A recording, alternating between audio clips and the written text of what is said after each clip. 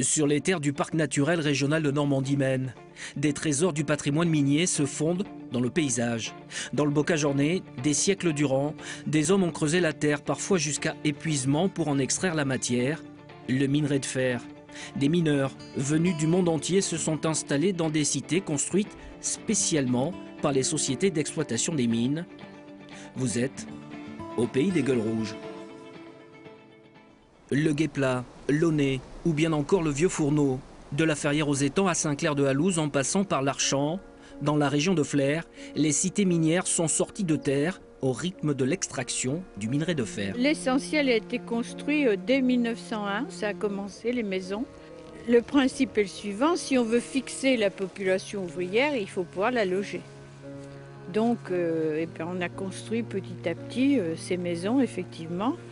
Et cette cité est en dehors du bourg de la Ferrière qui était trop petit, qui n'avait pas de terrain pour accueillir autant de maisons.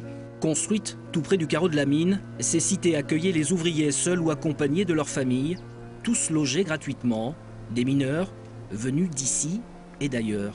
Dans les registres du personnel, j'ai dénombré 42 nationalités différentes dans les années 25-26, dont des Chinois. Et c'est ce qui explique qu'il y a aujourd'hui encore une rue des Chinois à la Ferrière, à côté de la maison c'est là où logeaient les Chinois. Il y avait aussi une école, une salle des fêtes, une coopérative.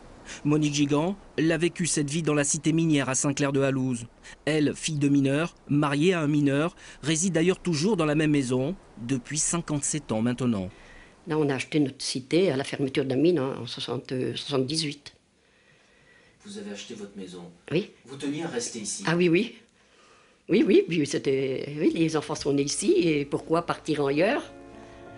On avait des belles journées entre voisines, mon mari, c'est pareil, il était là toujours prêt à rendre service.